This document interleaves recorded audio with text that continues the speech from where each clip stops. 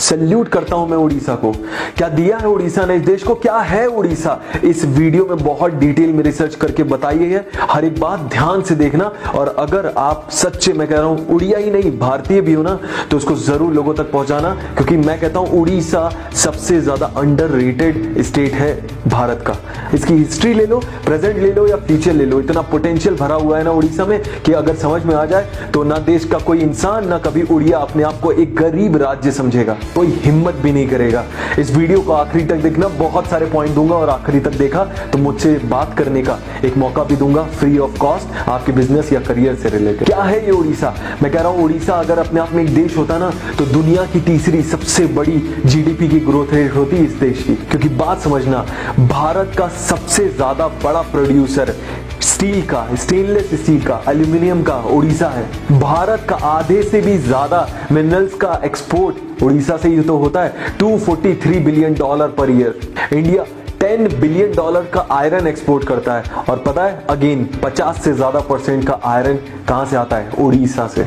अरे दुनिया में इंडिया ऑलरेडी सेकंड नंबर पे सबसे बड़ा सी फूड एक्सपोर्टर है, जिसमें से उड़ीसा से अकेले 3000 करोड़ का सी फूड एक्सपोर्ट होता है, जो 2024 तक 20,000 करोड़ का करने वाले हैं। 2016-17 में जहां इंडिया का ग्रोथ रेट -2% चला गया था, उड़ीसा 17.6% का ग्रोथ रेट लेके बैठा था। आज भी भारत 4.5% ग्रोथ रेट पे है, तो उड़ीसा 8.4% पे, लगभग डबल। देख रहे हो कितना पोटेंशियल है इस प्रदेश में। मैं चाहता हूं कि यहाँ के जो लोग हैं, खासकर उड़ीसा, उन लोगों को समझ में आए कि कितना पोटेंशियल है, वो क्या कर सकते हैं, और पूरा देश भी इनको अंडरएस्टिमेट ना करे। इसीलिए इस प्रदेश वालों की मदद करने के लिए इसकी जो राजधानी है भुवनेश्वर में आ रहा हूं 2 फरवरी को, और बहुत सारी ऐसी इंफॉर्मेशन की जब हम रिसर्च कर रहे थे कि क्या हम बेहतर मदद कर सकते हैं, तब ये जब इंफॉर्मेशन आई सामने, मैंने कहा यार इस पे तो वीडियो बनना बनता है। पूरे देश को पता होना चाहिए कि उड़ीसा ने दिया क्या है इस देश को। ये हर एक उड़िया की ही नहीं, हर एक देशवासी की भी जिम्मेदारी बनती है कि इस प्रदेश का पोटेंशियल समझे, और कभी इसको गरीब समझने की हिम्मत तक ना करे। इसकी हिस्ट्री उठा के देख लो, प्रेजेंट देख लो, और चाहे फ्यूचर क्यों ना देख लो, इतना पोटेंशियल है इस राज्य में। आप देखोगे आप भी दंग रह जाओगे मेरी तरह। इनफैक्ट वर्ल्ड बैंक ने तो इसको सबसे बेस्ट जगह स्टार्टअप करने के लिए बोली है भुवनेश्वर में। परेशानियां और दिक्कतें कम नहीं रही उड़ीसा में, आप समझना।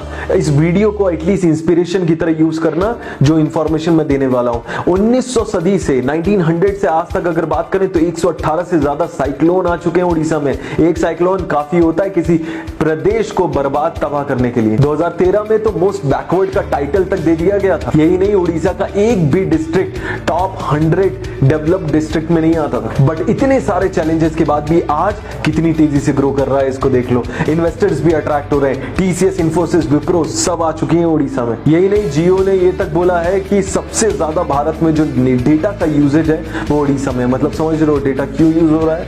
ऑफ कोर्स लोग सीखना चाहते हैं, आगे बढ़ना चाहते हैं, भूखे बैठे हैं। इसीलिए मैंने डिसाइड किया कि यार अब नेक्स्ट डेस्टिनेशन एक्सपेंशन की हमारी भी उड़ीसा होगी। उड़ीसा हमेशा से भरा पड़ा था मिनरल से, और ये बात पता चल गई थी हिटलर को, और हिटलर ने अपने जो पीक में था जब, तब भेज भी दिए थे जहाज उड़ीसा को कैप्चर करने के लिए। सोचो इतना पावरफुल था। ऑफ कोर्स हिटलर हार गया, और इसकी वजह से जहाज तो आधे रास्ते ही आ पाए थे, लेकिन इतना पोटेंशियल था उड़ीसा में, ये पूरी दुनिया को पता था। एक और इंटरेस्टिंग फैक्ट बताता हूं जो शायद बहुत सारे लोगों को नहीं पता होगा।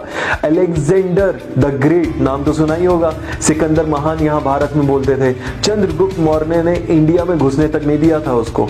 और सोचो ऐसे चंद्रगुप्त मौर्य एम्पायर जो पूरा देश पे राज करते थे, वो कलिंग में नहीं घुस पाए थे, और उड़ीसा ही पुराने जमाने में कलिंग कहा जाता था। यही नहीं, अंग्रेजों के खिलाफ जो शुरुआती जंग छेड़ने वाले फ्रीडम फाइटर बिरसा मुंडा, पूरी अंग्रेजी हुकूमत के दांत खट्टे कर दिए थे बिरसा मुंडा ने। इतना परेशान कर दिया था, जंगलों में गुरिल्ला वॉर करते थे, छुप छुप के मारते थे, कोई ढूंढ नहीं पा रहा था। बिरसा मुंडा अपने आप में इतने बड़े लीजेंड थे कि उन पे मैं कहता हूं एक वीडियो तो अपने आप में होना चाहिए। कमेंट करके नीचे बताना, अगर मैं कह रहा हूं 10 लोगों ने भी बोला कि बिरसा मुंडा पे केस स्टडी चाहिए बताएं, तो मैं बताऊंगा। इसके बाद सुभाष चंद्र बोस जिनके बारे में तो कौन नहीं जानता, भारत का बच्चा बच्चा जानता है, वो भी इसी भूमि से जन्मे जिन्होंने पहली बार पूर्ण स्वराज की डिमांड की थी और भारत की पहली आर्मी आजाद हिंद फौज भी इन्होंने ही बनाई थी। और आज की बात करूं तो स्टार्टअप्स भी बहुत सारे दिए हैं उड़ीसा ने। भुवनेश्वर ने कितने स्टार्टअप दिए उसका ऑलरेडी वीडियो है, आई पे क्लिक करके आप देख सकते हो।